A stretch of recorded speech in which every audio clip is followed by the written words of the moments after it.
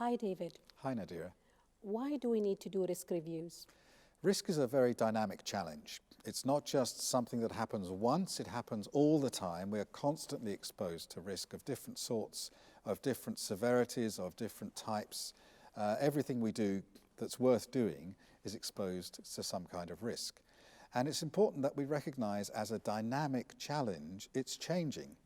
So the risks that we face right now sitting in this room are different from the risks that we'll face when we go to lunch, or the risks that we face when we drive home, or the risks that we face when we're with our family or when we're relaxing.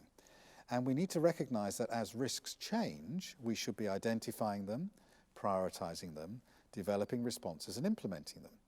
So if we're doing anything that takes a span of time, like a project or a strategic planning period or a product launch, we should identify the risks at the beginning, which will determine our strategy for the period. This is how we're going to move forward with the risks that we know about now.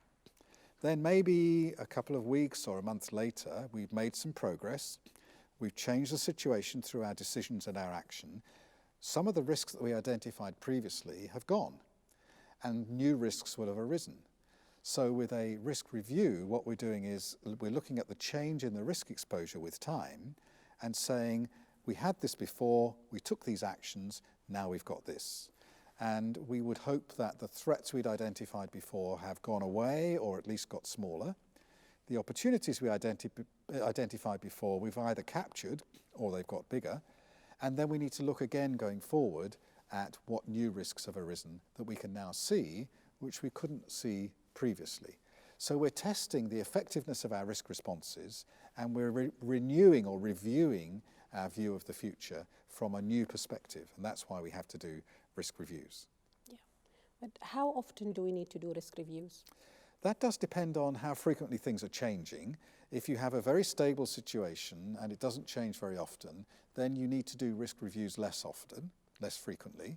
So on, let's say, an operational setting where we've got a production line and a stable workforce and an existing set of products, well, maybe we only need to do it once every year or every 6 months.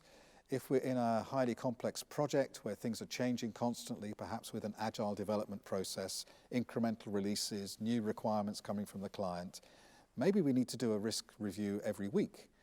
I've been on very, very complex projects where we actually did a risk review every day. And we would have a risk review at 9 o'clock, or actually 8 o'clock in the morning. Yeah. What are the risks we face today?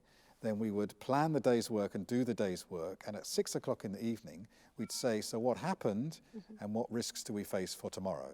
Now that's quite unusual. It does depend on the volatility, the rate of change. And how dynamic it is within the situation, exactly. Yes, yeah.